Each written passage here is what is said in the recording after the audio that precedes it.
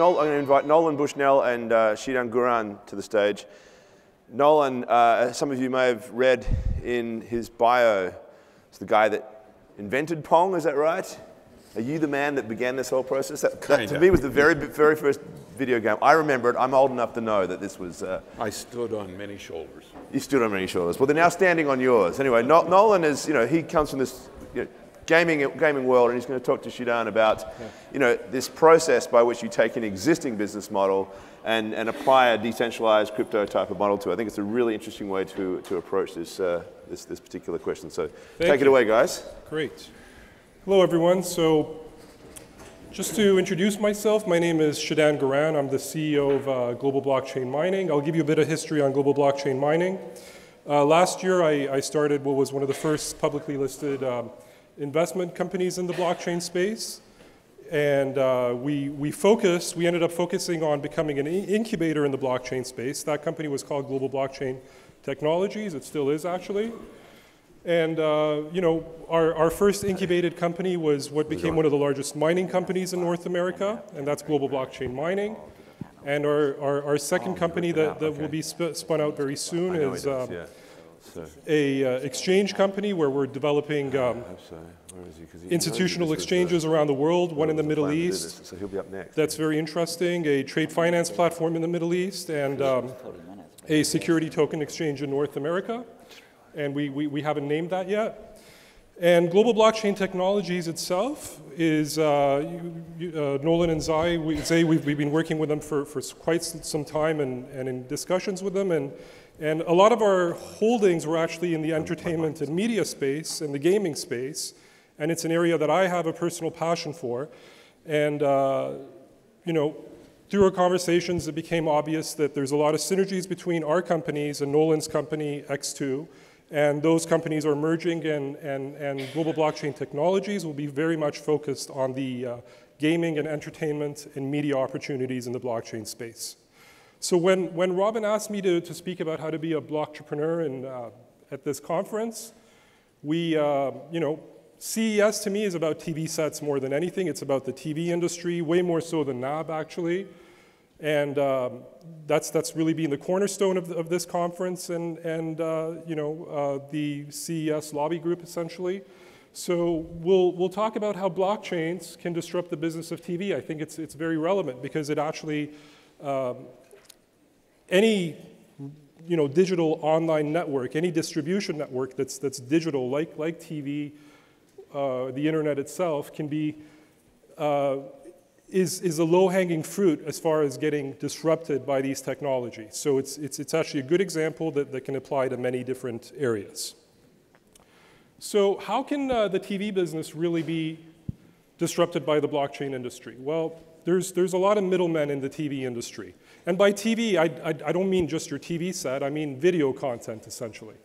That's what TV is, and multimedia content in general. So there's a lot of middlemen, and this has caused some issues. One of them is that it's very inefficient to create programming.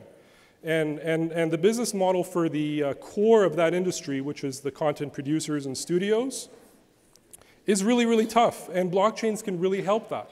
It can help it from end to end, essentially, from funding and initial production to the distribution. A lot of the TV industry is filled by middlemen who are, really artificial middlemen. They're not needed. They're rent seekers more than anything and don't bring that much value. And for the businesses that actually do, where you do need middlemen, a lot of these technologies obviate the need for them as well. So I'll give you an example.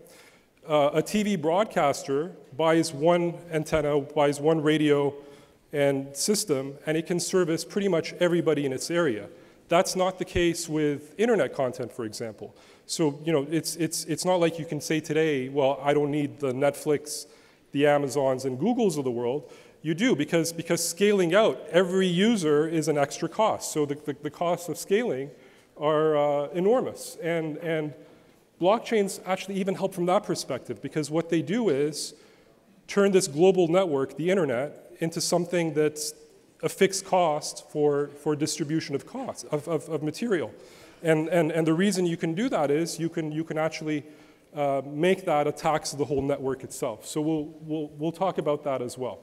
And it brings all kinds of other efficiencies. You know, all these complicated contracts and money flows in the world of TV and video can actually disappear because of smart contracts and the automation of those money flows. And that's really important as well, because now you can have affiliates that you don't even have to know who the affiliates are. They can do a great job, earn money, and earn you money through an open layer of, you know, a money API, essentially. So that's another great thing. And one of my assistants put together this presentation. So he added there's implications for this for the consumer electronics industry.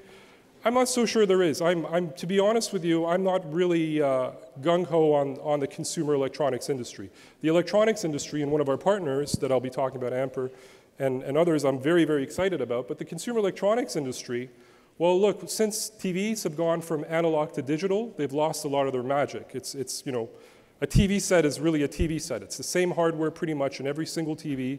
The plastic is different, and distribution channels are different. So it has become a boring business. And really, as you all know, if you walk around here, it's all about platforms. It's all about, you know, the internet and that kind of technology. And this is the Consumer Electronics Show, so this is no secret. We all know that platforms are what's important. But I don't even think platforms are that hot, to be honest with you. I think they're also proving that they've been overrated, and there's going to be a big market correction in general because of that. Take something like Netflix. I was mentioning this to Nolan just a little while ago. I shorted Netflix early summer, and I've kept my position open because it's a massively debt-ridden company.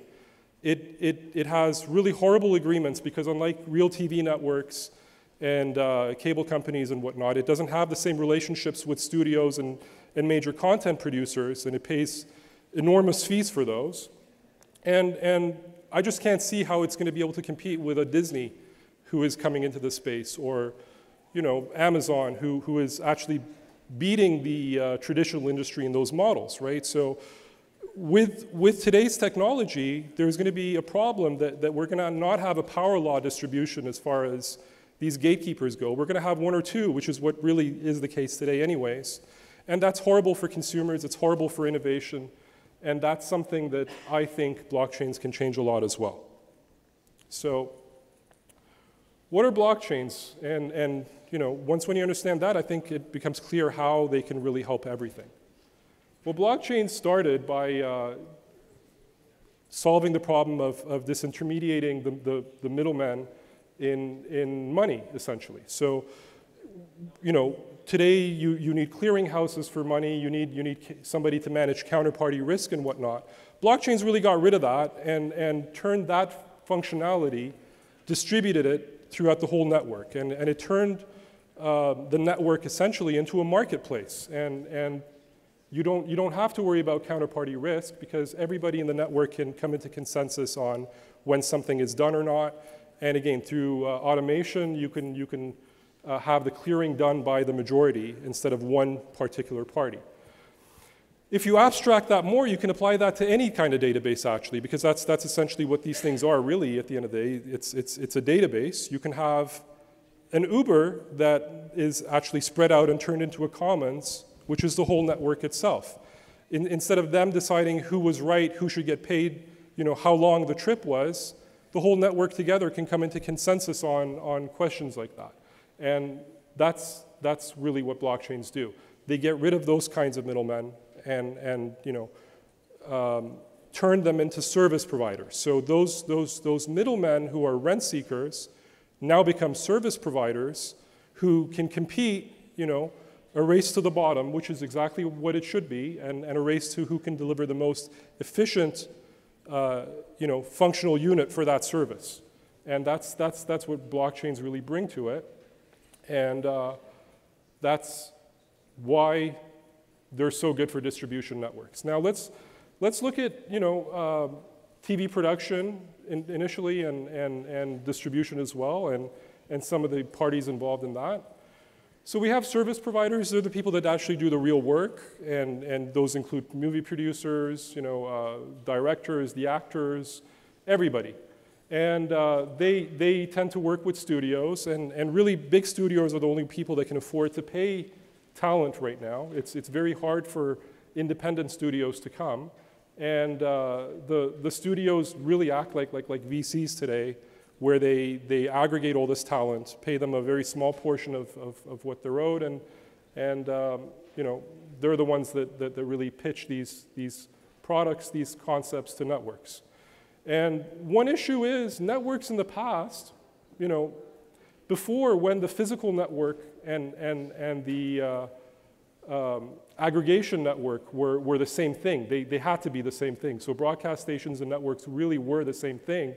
It made sense to have that. But today, they're really just aggregators and gatekeepers, and the real value comes from the studios. You can say, well, networks provide certain functionality, like they filter out bad content, and they give us premium content. That's not true. Their business model doesn't really rely on that. And one problem is that networks and studios have already essentially become the same thing. And I gave an example of Netflix. Right now, it's very easy for a major network to work with an amazing studio who makes Friends, for example. But when a Netflix tries to do that, they pay an enormous fee that's really not competitive. So they lock out other people from being able to aggregate that content. That's a real problem. And at the same time, the MVPDs, those are the cable companies and whatnot. As I mentioned in one product we'll talk about, Amber, products like this can actually turn cable companies from platforms and rent seekers into another service provider, as they were initially, and can really turn them into a service provider who only makes money by providing value, and other people can compete with. And we'll discuss that in depth as well. And actually, that's somewhere where hardware can make a big difference. A Roku box to me is just as much of a cable company as Comcast can be potentially in the future, right? So that's an important point to consider as well. And here you see there's a lot of complicated money flows. I mean, even if you look at the traditional model, which I say is not really needed, we can get rid of a lot of these flows and automate them so that you don't necessarily have to know as a studio who's aggregating your content. You just know that some people are, and if people like those aggregations, they can follow them, and that's a great thing. The studio can get paid, the aggregator can get paid, everybody can get paid without complicated business relationships needing to be formed. And again, I think studios have a bright future, especially when it comes to interactive content, and that's something I think X2 is really excelling at. And Nolan hopefully will talk about that a bit. So again, the expectation for people is, hey, I have content, it comes from the source to me. Well, that's not the case. There's so many middlemen, so many people are taking a piece of it that the guy who created it gets very, very little. Today, it doesn't cost a lot of money to create a pilot program. Like, I mean, a couple of $100,000. An independent film on Netflix, when Netflix actually catered to that audience, would be maybe $25,000, $30,000. But by the time they paid networks that secretly control what goes on Netflix and doesn't, that you haven't even heard of. In the world of TV, networks are the brand, studios are not the brand. But in the world of Netflix, networks are not the brand, but they're still taking a cut from the studios. And Netflix is the only brand. So that $25,000, by the time they pay aggregators, by the time they pay even for their movie poster and whatnot, they're barely breaking even if they are. And that's why there are no independent producers out there really, because people just view it as a way to build a resume today so that they can get a job at a major studio. Well, I'm saying blockchains can change that. It can make the studio the important thing. It can allow new players to compete with incumbents and build a brand, and that's really amazing. So let's talk about how a studio would go about doing that. A producer, not a director, but a producer and a writer would have an idea for a TV show, they can easily create a short, very short trail of that show, some concepts, and see if there's any interest from their fans for funding it. Again, we don't need to raise $100 million and $200 million in a crowd sale for it to have value. It's actually a lot more valuable if you have thousands of small businesses raising little amounts of money for things that are real instead of really forward-looking projects. So they put their concept up, and it can be on a YouTube-like platform or whatever, and the crowd will take part in this, and shows that are compelling to them, they can fund it. And now you have a token, something tradable is security that can be traded anywhere in the world. And a lot of great content is going to come out of projects this way, out of studios this way. Now that the studio is funded, they already have a base of fans through the actual crowdfunding process, and they can list this on a network. But again, as I said, a network like Netflix itself can be built on a blockchain. And again, aggregators can compete on finding good content and adding it to their platform without making it a toll for the studio to really introduce their stuff and to the public. And then in addition to that, when it comes to the distribution, blockchains can now take care of all the IP rights, all the cash flows. So, I want to access the content and buy it. Well, right now, if I want to be identified who I am, who do I go through? I go through a Facebook, maybe. Facebook has become the identity layer for a lot of the internet, for retail-facing products. The only problem with that is, as a company, we Global Blockchain Mining, a scammer released a wallet in the Apple App Store. And the App Store is a platform like Facebook, essentially, a hugely trusted name. This was a month ago. And it's a Tether wallet with our name. You can right now go in the App Store for Apple and search for Global Blockchain Mining. And you will see this Tether wallet come up. We told them about this. We informed the authorities about this. And we told Apple about this a month ago. The app is still up on the platform. And all they're doing is sending emails to this party, who they don't know who they are even, saying, can you prove to us that you're really this company? This is how ridiculous it is. These platforms have become so big, they're not manageable. The truth of the matter is they need decentralized governance themselves because it's impossible to manage a network that big in a centralized fashion. So going back to TV and accessing content, with decentralized ID, which is self-sovereign ID, let's say, and a really open layer for that, you can have many people attest to the fact that this person is who they are. Very easy API for any platform to integrate. And once when you know who they are, a smart contract can say, well, yes, this person is entitled to you seeing one episode of this show. And not only that, maybe that his entitlement for that can become tradable. This is way more advanced than DRM schemes like ultraviolet, which are the dominant ones in the online video world today that nobody actually uses, by the way. That was a project by Sony, and you haven't heard of it because really nobody really cares about it.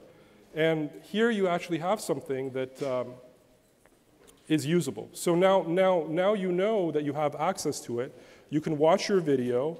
It can get authorized to play on your player that follows these standards. And the distribution network can be on something like IPFS, which we've built solutions on ourselves, that can easily distribute this, and it's content addressable. So again, it doesn't cost you anything to necessarily distribute this. The network pays for that, and there's a market and economics that makes sense for various service providers who provide storage for that. Again, it's something that you don't have to worry about the scalability of, and there's not one party, but many parties that can offer that service. So now you're watching it, and you've paid it. After you've paid for that content, the smart contracts can also figure out who gets actually a piece of that, right? So, you know, your costume guy is going to get this much of it. Maybe your studio who acted as a early investor and guarantor of funds will get a piece of it. The actors will all get a piece of it. And it's all very instant. So it greatly reduces the need of a whole class of service providers that end up taxing a lot more than they should a studio to deploy that service. So I think I've talked about what smart contracts are, and I've talked about, you know, the cash flow right now. This picture, I think, really, this graphic really illustrates that. So, and we've talked about how, you know, again, in the world of radio and TV, you pay once and you can reach everybody.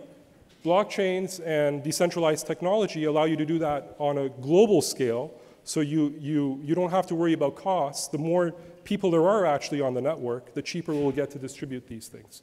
And you're really distributing that to the end, to the edge. So let's talk about some technologies that we are involved with that really help with that process. So we're a major investor in Hyperion and Dbot, and another ATS actually, who will be this year actually announcing some artist programs, some programs with studios, and including specially game studios for raising money for them using these tokens. And we will be selling these tokens all over the world. So whether it's in Asia, in Europe, in North America, we'll actually be able to support it. We have a wide network in a very legal compliant frame that will allow that to happen. And what I described about knowing immediately where the revenue streams get distributed to, you know, so in the music world you have split sheets, and you know, same concept is being built into this. It knows exactly which service provider gets paid and which investor gets paid a piece of that revenue and who has rights before others to it, and it can distribute it. So it's one piece in the equation. And I'm very excited about that. We should have some announcements very, very soon with Hyperion in specific for the gaming industry and the entertainment industry. Amber, which is very close partners of ours, we actually own 10% of the network and been working with them for a very long time, has built some really innovative technologies for decentralizing the cable companies and communications providers in general. So anybody can buy one of these routers now and join a network, a global network, where you can sell access to the internet through these. They also have for the third world or the emerging markets a powerless, a solar generator. These solar generators, by the way, you can actually sell and buy electricity through it as well to a level that has been unseen in the blockchain space, much more so than what a power ledger, for example, does today. And that's really exciting as well. So we're really excited about this project. Their crowd sale is starting on Monday. We're actually hosting their crowd sale on one of our platforms called Singularity. And I hope you all will participate because they're one of the very few companies that have actually built tangible products. So I mean these products right now work, and they have wireless mesh, satellite, laser, all kinds of communications mediums that you can use with each of those stacks, and a storage distribution mechanism as well to really push the storage to the edge. So this solution is actually built on Ethereum. It's one of the first plasma side chains to Ethereum, and it allows you to buy and sell with various currencies, not just their own for a lot of the features, access to the network, right? So this is one kind of service node provider, right? And another one we're working on is Nouveau, which we're going to have about 70 million users a month on starting next month. And this is a decentralized social network that can actually replace the current platforms, the current portals like the YouTubes of the world and whatnot. And highly scalable. It's also built as a side chain to Ethereum. Very similar to Steam as far as the consensus algorithms go. There is a network running on it today called JAMA, which is in Africa. And in the next few weeks, that should have a few million users. It will be the most used blockchain as far as transaction volume goes. We already know that. So very, very excited about that.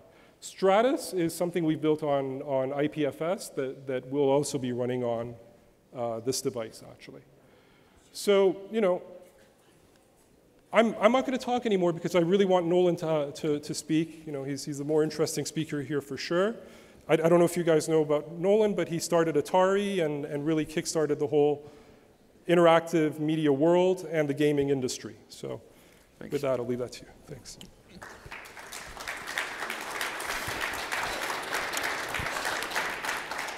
I want to talk about the entertainment business a little bit. And entertainment, and I thought it was a panel discussion, so I didn't bring slides, so I'm going to talk a cappella. The whole idea of entertainment is novelty. And what we want to do is constantly push the envelope.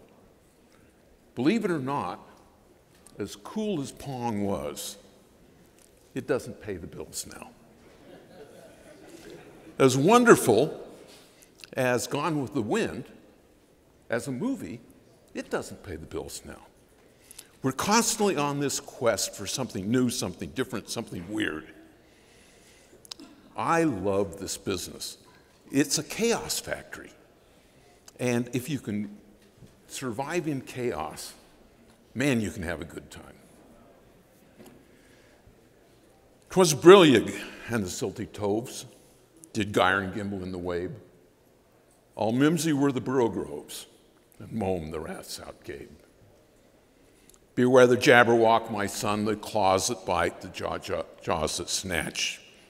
Beware the jubjub bird, and shun the fumulous bandersnatch. How many saw Bandersnatch on Netflix in the last little while? The first really good interactive presentation was a game changer, in my estimation. Some guys that have a higher, smarter pay grade than me expect $500 million to be spent on interactive content in the next year. That's a lot of money.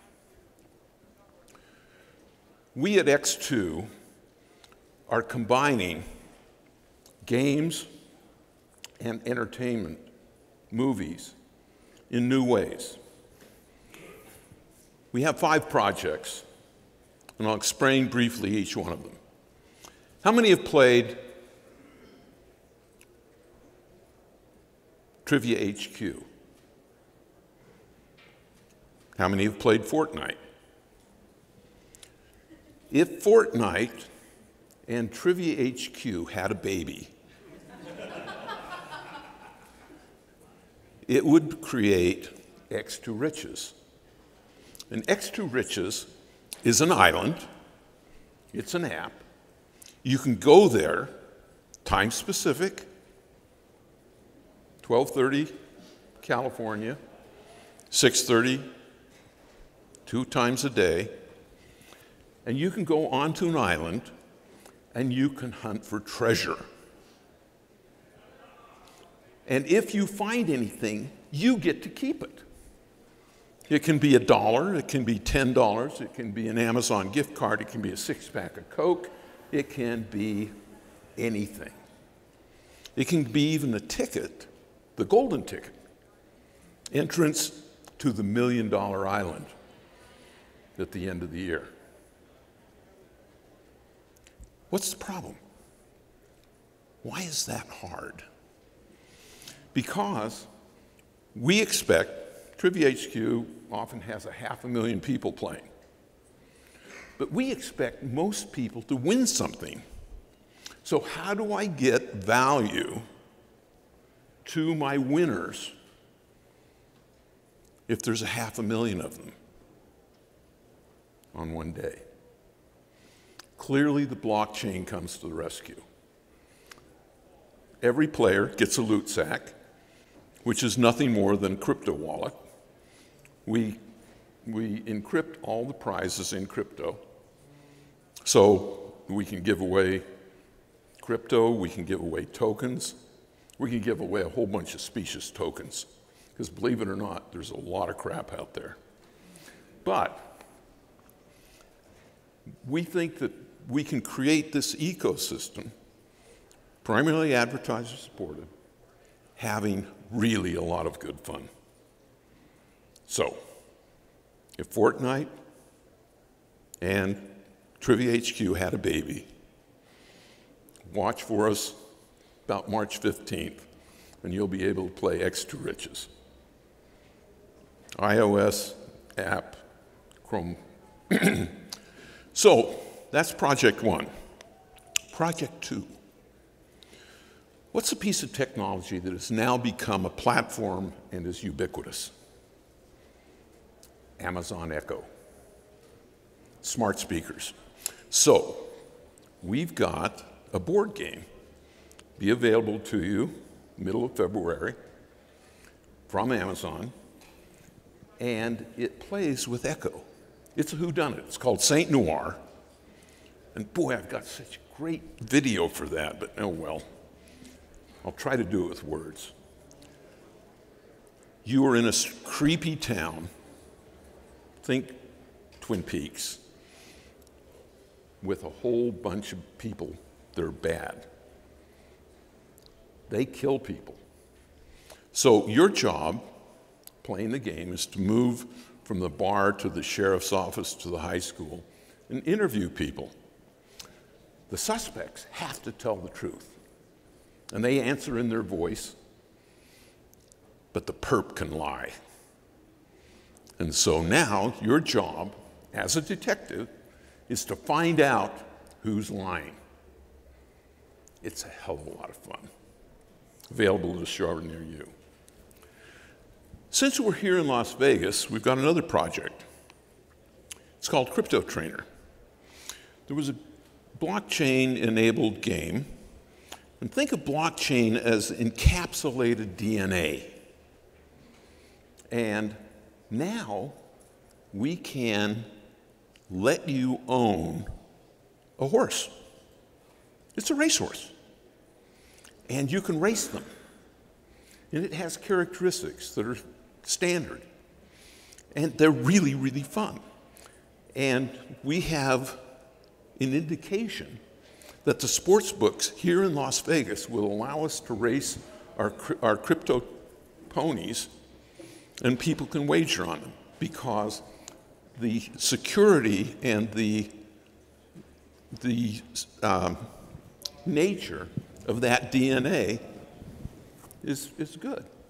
And so we have an algorithm, put some randomization into it, and people can bet on their favorite ponies, win some money, all good. But let's go back to Bandersnatch. We have 3 projects that are interactive, are fun, and we will hopefully be able to show them to you in a year. But if you think that Bandersnatch was fun, you ain't seen nothing yet. Thank you very much.